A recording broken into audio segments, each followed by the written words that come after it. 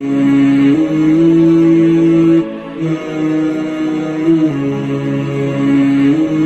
forget, like, subscribe and share to the famous scholar Mufti Inamullah Khalid. میں اور آپ اپنے ذات میں یہ سوچتے ہیں کہ کامل مومن کون ہو سکتا ہے؟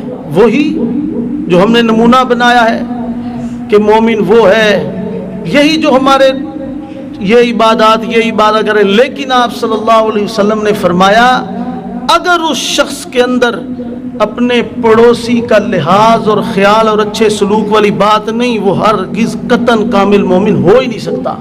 اور مزے والی بات یہ ہے کہ ہماری سب سے پہلی جنگ ہی پڑوسی کے ساتھ ہوتی ہے. ہمارے نشانے پہ ہمارے عزیز و اقارب ہوتے ہیں، عزیز و اقارب میں پڑوسی بھی آتا ہے، پڑوسی بھی ہوتا ہے. تو ہم کیا کرتے ہیں؟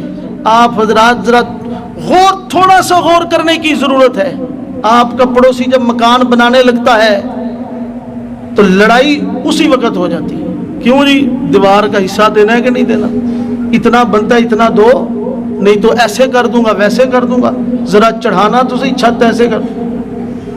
یہ میرا اور آپ کا حال ہے. اللہ تعالی ہمیں معاف فرمائے. اور یاد رکھیے یہ جو بات ہے نا کہ ہمارے نشانے کے اوپر عزیز و اقارب اور پڑوسی یہ سارے ہوتے ہیں. آپ صلی اللہ علیہ وسلم ایک دفعہ مجلس میں تشریف فرما تھے. وقت مختصر ہے، آخری بات عرض کر رہا ہوں. آپ صلی اللہ علیہ وسلم نے اپنے صحابہ سے فرمایا کہ ابھی دیکھنا ایک شخص یہاں سے گزرے گا، جس نے جنتی شخص دیکھنا ہو اس گزرنے والے شخص کو دیکھ لینا. تھوڑی دیر کا بعد دیکھا کہ انصار میں سے ایک صحابی جا رہے ہیں، ان کے نالین اپنی بغل میں ہیں اور داڑھی سے پانی کے وضو کے پانی کے قطرے ٹپک رہے ہیں اور اپنے دھیان سے وہاں سے گزر گئے. اگلے دن پھر آپ صلی اللہ علیہ وسلم نے اسی مجلس اسی جگہ پہ فرمایا کہ کسی نے جنتی شخص دیکھنا ہو، ابھی جو شخص گزرے گا دیکھنا. دیکھا تو وہی تھا.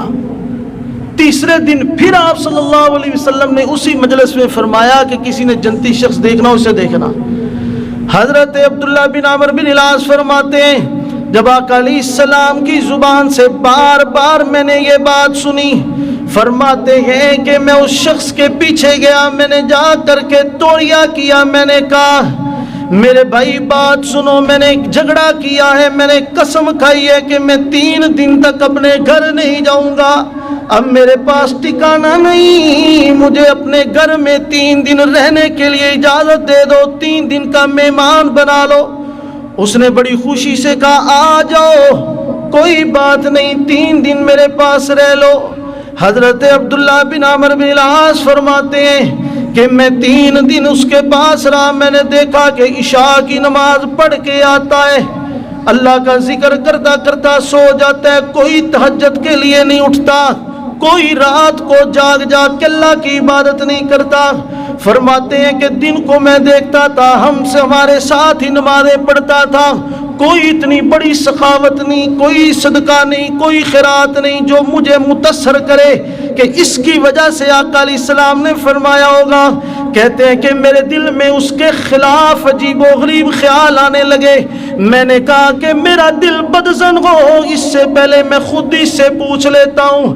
حضرت عبداللہ بن عمرو بن العاص فرماتے ہیں کہ میں نے اس سے کہا کہ بتاؤ نا، آقا علیہ السلام نے ہم سے 3 دفعہ تمہارے بارے میں یہ کہا، میں اس لیے یہاں پہ رہا تھا کہ میں دیکھوں وہ کون سا عمل ہے کہ میں بھی یہ کر لوں.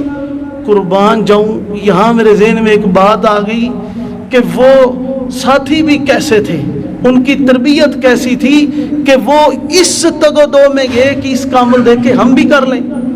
میں اور آپ ہوتے تو اس کے خلاف 10 باتیں کر لیتے، یہ جنتی ہے، یہ تو ایسے کرتا ہے، یہ تو ایسے کرتا ہے، اس کی شکل تو دیکھو، اس نے فلاں ٹائم ایسے کیا تھا، فلاں ٹائم نہیں نہیں نہیں نہیں. وہ کہتے ہیں کہ میں نے پوچھا، میں نے کہا کہ میں وہ عمل دیکھنے کے لیے آیا ہوں. فرماتے ہیں کہ وہ کہنے لگے میرے سارے اعمال تمہارے سامنے ہیں، میرا کوئی خاص عمل نہیں، پتہ نہیں اس ذات کو میرا کون سا عمل پسند آیا ہے. کہتے ہیں کہ جب میں جانے لگا میں تھوڑا سا چند قدم چلا ہوں، پیچھے سے وہ مجھے باتیں کہنے لگے، سنو ایک عمل میں تمہیں اپنا بتاتا ہوں، میرے دل میں وہ کھٹک رہا ہے، شاید اس عمل کی وجہ سے آقا علیہ السلام نے مجھ جیسے گناہگار کو جنت کی بشارت سنا دی ہو۔ حضرت عبداللہ بن عمرو بن العاص فرماتے ہیں میں نے پوچھا کون سا؟